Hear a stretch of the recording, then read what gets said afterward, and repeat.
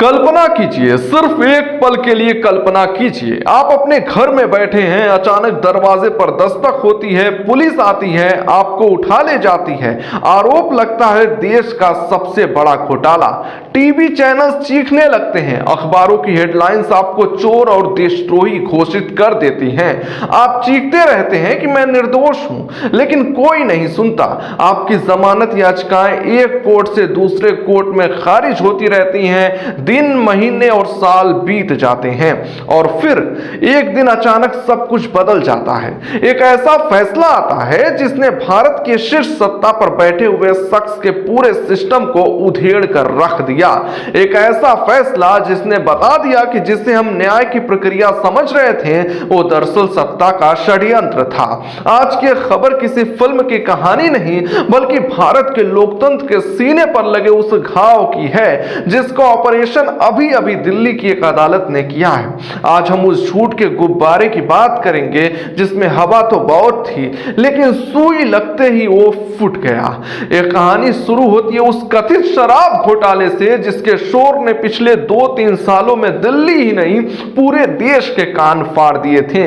100 करोड़ की रिश्वत, गोवा का चुनाव, हवाला का पैसा, साउथ लॉबी, न जाने क्या क्या टर्मिनोलॉजी हमारे दिमाग में भर दी गई। लेकिन अब सब खत्म है। राउज एवेन्यू कोर्ट के स्पेशल जज जितेंद्र सिंह का एक फैसला आता है और ये फैसला सिर्फ एक कागज का टुकड़ा नहीं है, सीबीआई और ईडी के गाल पर लगा वो तमाचा है जिसकी गूंज लुटियंस दिल्ली से लेकर नागपुर तक सुनी जा सकती है।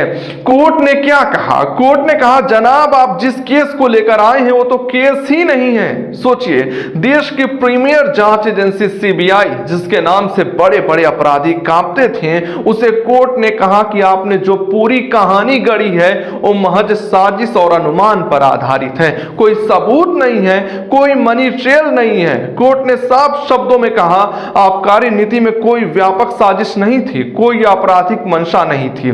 सीबीआई ने जो सबूत पेश किए वो न्यायिक जांच की कसौटी पर टिकते ही नहीं हैं। यानी जिस 100 करोड़ के घोटाले का ढिंढोरा पीटा गया, कोर्ट ने पूछा कहां है वो 100 करोड़? जवाब मिला पता नहीं। आरोप लगाया गया कि 44 करोड़ रुपए गोवा के चुनाव में लगा दिए गए। कोर्ट ने पूछा कोई सबूत? जवाब मिला नदारद। और सबसे बड़ी शर्मिंदगी की बात तो यह रही कि जिस व्यक्ति को सीबीआई ने इस केस का आरोपी नंबर 1 बनाया था, कुलदीप कुमार, कोर्ट ने कहा कि उसके खिलाफ तो दूर दूर तक कोई मामला बनता ही नहीं, उसे आरोपी बनाना ही गैर कानूनी था। हालात ये हो गए कि जज साहब को सीबीआई के डायरेक्टर को आदेश देना पड़ा। जिस अधिकारी ने यह जांच की है और जिसने बिना सबूत के लोगों को आरोपी बनाया उसके खिलाफ तुरंत डिपार्टमेंटल इंक्वायरी शुरू कीजिए। अब जरा रुकिए और इस फ्रॉड की कीमत का अंदाजा लगाइए। ये फ्रॉड सिर्फ कागजों पर नहीं हुआ, इसकी कीमत इंसानी जिंदगियों और समय से चुकाई गई है। एक चुने हुए मुख्यमंत्री अरविंद केजरीवाल 177 दिन जेल में रहे। एक शिक्षा मंत्री जिसने दिल्ली के स्कूलों की तस्वीर बदल दी, मनीष सिसोदिया 510 दिन तक जेल में रहे। संजय सिंह 181 दिन जेल में रहे। के कविता 150 दिन जेल में रही। क्या यह समय उन्हें कोई वापस लौटा सकता है? याद कीजिए वो दौर जब भी ये नेता जमानत मांगते तो टीवी स्टूडियोज में बहस होती, अगर निर्दोष है तो बेल क्यों नहीं मिल रही। यही वो सिस्टम का खेल है जिसे समझना जरूरी है। पीएमएलए कानून का ऐसा चक्रव्यूह रचा गया जिसमें जमानत मिलना लगभग नामुमकिन बना दिया गया। और आज जब कोर्ट ने पूरे केस को फर्जी करार दे दिया तो सवाल उठता है कि उन महीनों का हिसाब कौन देगा जब एक राज्य की सरकार को जेल से चलाने पर मजबूर किया गया।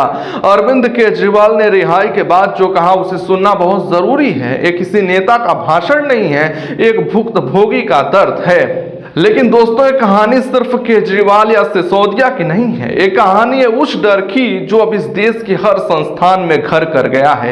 एक ऐसा सिस्टम तैयार कर दिया गया है जहां जांच का मतलब न्याय नहीं बल्कि बदला है। जरा सोचिए, इस केस में सीएजी जैसी संस्था भी लपेटे में आ गई। कैग की एक रिपोर्ट लीक हुई थी, याद है आपको? उसमें दावा किया गया था कि दिल्ली सरकार की पॉलिसी में भारी गड़बड़ियां हैं, लाइसेंस देने में घुसखोरी हुई है।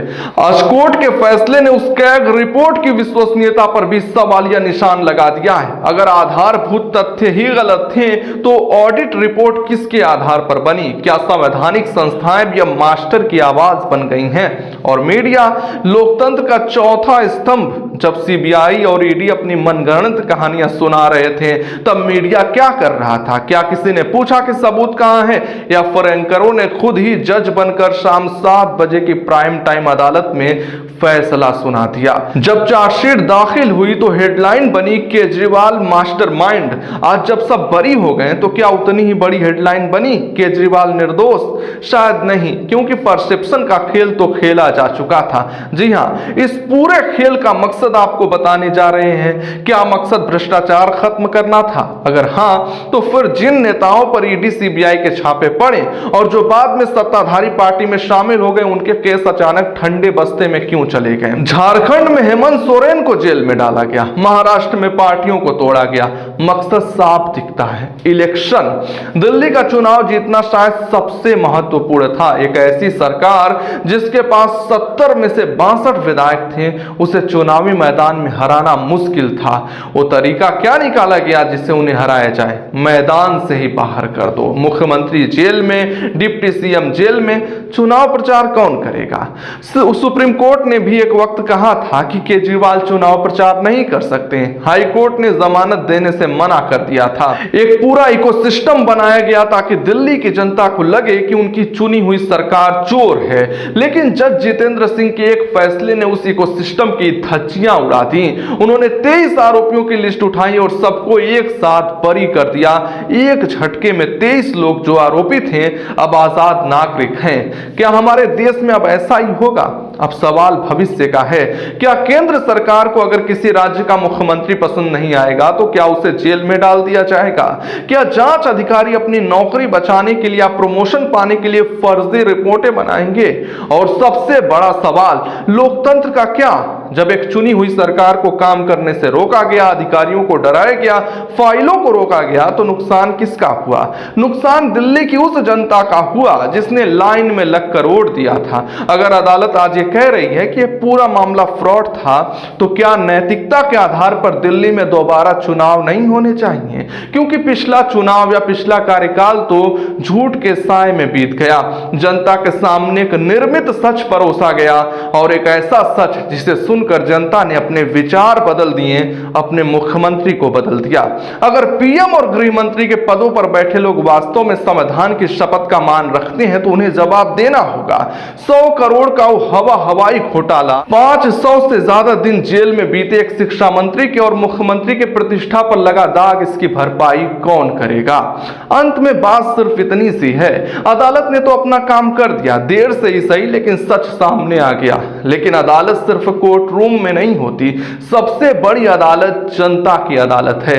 आज दस्तावेज और कागज चिल्ला चिल्ला कर कह रहे हैं कि आज राजा नंगा है, सिस्टम नंगा है, लेकिन क्या हम और आप देख पा रहे हैं? फैसला अब आपको करना है। क्या आप एक ऐसे भारत में रहना चाहते हैं जहां सत्ता ही न्याय तय करती है, या फिर उस भारत में जहां सत्यमेव जयते सिर्फ एक मुहावरा नहीं बल्कि हकीकत हो? इस वीडियो को लाइक और शेयर करना आज जरूरी है। जरूर करें, कुछ करें या ना करें, कमेंट पे अपने विचार जरूर